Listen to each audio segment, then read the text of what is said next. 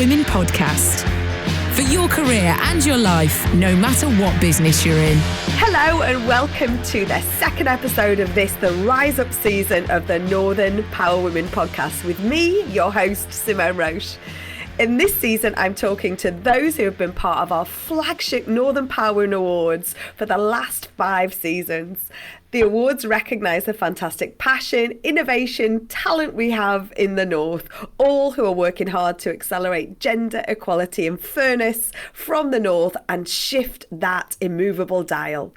We recognise amazing role models every year who inspire and motivate us all to do good. Now, more than ever, we want you to high five and shout out about any of those from the North who have cracked on over the last 18 months. Nominations are now open until the 11th of October, so please do submit your nomination to the largest awards celebrating gender equality in Europe. In last year's awards, we were blown away by more than 1,500 nominations, so I can tell you the judges had their work cut out for them. The calibre of nominees is so amazing that we introduced a special Judges Award. And one of those award winners was my next guest, whose amazing work and achievements would have you thinking she was much older than her years. Kiera Byland BEM, I love saying that, is 6 times gold medalist in the Special Olympics World Games and chair of the Special Olympics Athlete Leadership Council. She's vice chair of the Special Olympics Great Britain Athlete Leadership Team and an athlete representative on the Board of Trustees. This list goes on, I can tell you. Alongside this, she's vice chair of the Global Athlete Leadership Council and an athlete health liaison, Global Health Messenger and Special Olympics Athlete Consultants. Kiera is also, because obviously she's got nothing else to do, she's a leader, public speaker, athlete, coach, cycling and swimming for the Special Olympics Northwest, as well as British cycling. I think you'll agree she is such an amazing role model for others with a learning disability, visiting schools, colleges, universities and organisations to share her journey to promote inclusion, kindness, I love that, acceptance and tolerance. Welcome, Kiera, and congratulations on the BEM. Thank you so much. Hi, everyone. It's nice to be here. Oh, it's wonderful. It's wonderful to have this chat with you today. And I want to go straight into the BEM, actually, because I'm just so chuffed and I'm always so proud when I see any of our Northern Lights gaining this recognition. But to receive a British Empire Medal in the recent Queen's Birthday Honours at such a young age too, what did it mean to you personally? It meant everything to me because a British Empire Medal, that's not just in the North, that's in the country. It's such a big range, and I know there's so many people that try and try again to nominate, and then when you are successful, you feel overjoyed and overwhelmed.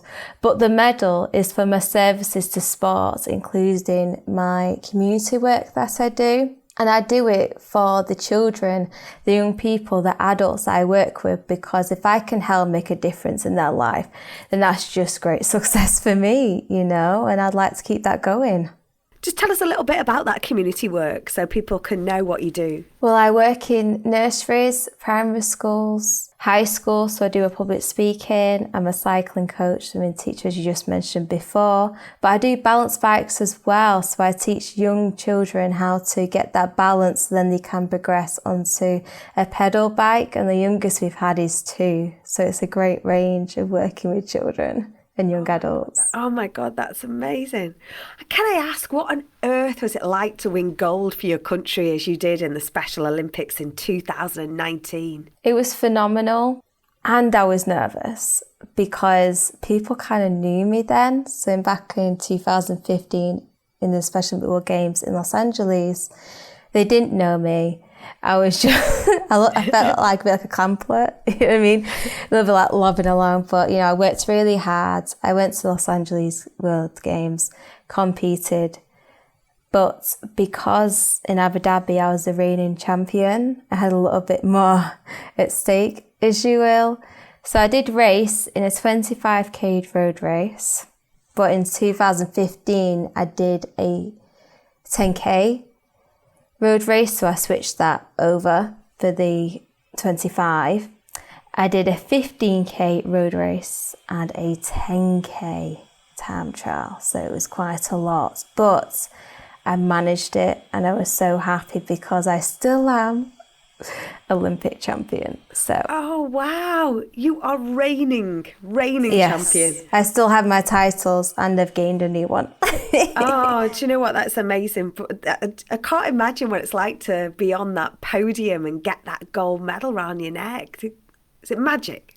It is. It's phenomenal because the track that we actually got to race on in Abu Dhabi was the Formula One race circuit. So all those fast cars that speed around, you think, oh, the circuit's flat. No. There's a bit of hills in there and a bit of downhill and a bit of flat. So it's all different terrain. Unlike in Los Angeles, the police had to open and close the roads because that was our circuit. So it's a different, varied opportunity, really. It's a bit like playing chicken on the road there, isn't it?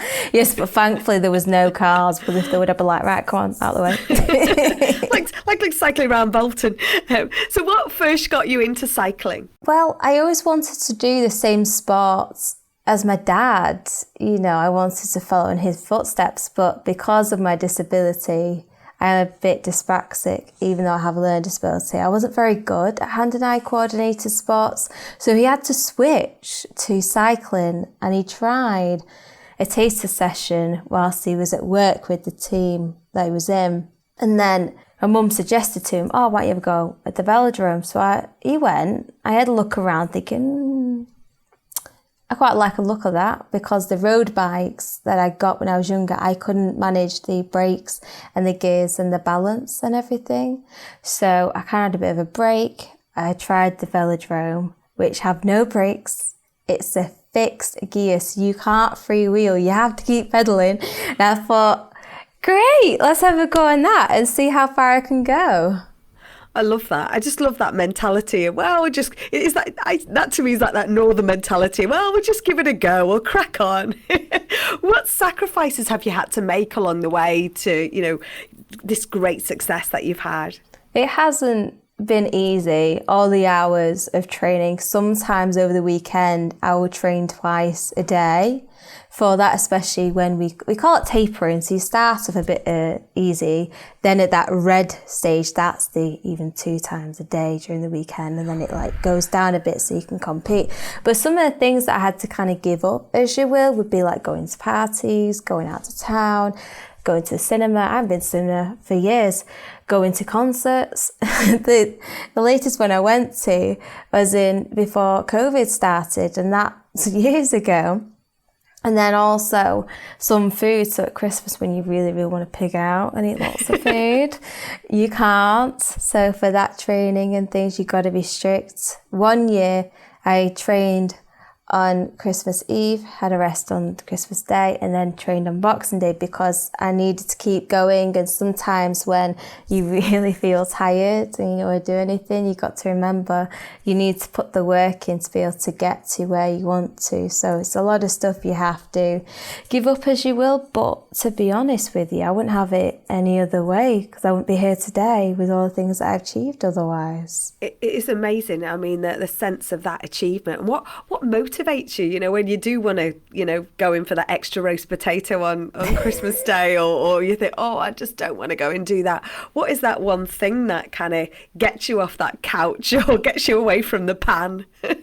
It's just remembering that to have goals is really important, and that motivation is I dreamed for years of trying to get the gold medals, and that work ethic of saying that, right, you need to get that. But sometimes I wouldn't even get to train with my friends because I had to train so hard quite a lot of the time. I didn't get to socialise as much. But that determination is saying that if you leave it, you know, you can go a lot further, and you can always make up for it afterwards. Like, oh my goodness, I do make up for it. I did make up for it after the games, you know. It's not like it's life and death, but you can always make up for something, and you can get something greater in return if you leave something smaller to the side. That's amazing advice. I think there's something about that goal setting that you talked about. And I think people think about that at the start of their careers, their mid-careers, whatever that challenge may be. It's almost setting those goals, isn't it? Those small goals that can, the one small step here, one small, sort of millimeter here that can make all that difference. So I think that's great advice, and so many young people, and sorry I keep referring to you as young, but these achievements, it seems impossible that you've achieved all these accolades, but so many young people are written off as inexperienced or naive by older generations. What message do you have for people who think in that way? I would just say that give young people a chance to show you what they can do in a positive light. And you can actually learn from each other. The young people can teach older people and switch around as well. And we can work together. We can learn from each other. We can support each other. And then that will help bring our communities and societies closer together. Sometimes you've got to take a leap of faith in life. And if you can do that for one person, yes, some stuff might not work out, but at least you're trying and you're giving that opportunity for that person to thrive and at least try and show you that, look, I'm willing to put the work in to show you I can do something positive, because there are quite a lot of negativity that can come to mind about young people. And I love that about you. You have that real sense of can-do kind of positivity around you, which, that's what I've kind of found in Northern Power Women on that kind of we can basis as opposed to what we can't do. And you won the Judges Award this year at the Northern Power Women Awards. And, it feels like, well, what does it mean to you? You've won a gold and got a BEM, but what did it mean to you on that night? I was so shocked, honestly. I didn't know what to say. I think my face just said it all, really. But I can kind of tell you how I felt now since I've had time to reflect on it. And I felt so happy and overwhelmed that somebody with a disability, but especially with an intellectual disability, can do a lot of good in the world. And you're seen as that, because sometimes you can be seen as quite frail and not strong and can't do very much. And it's great that can happen. But also I can now inspire others to never give up on the dreams, even though they might have limitations and barriers put in their way. There's a whole set of inspirational quotes that should be sponsored by Kiera Byland as well. I think you have such wise words, and you are. I know inspiration's such an overused word, but you really are. And I think to be a role model, you are a role model.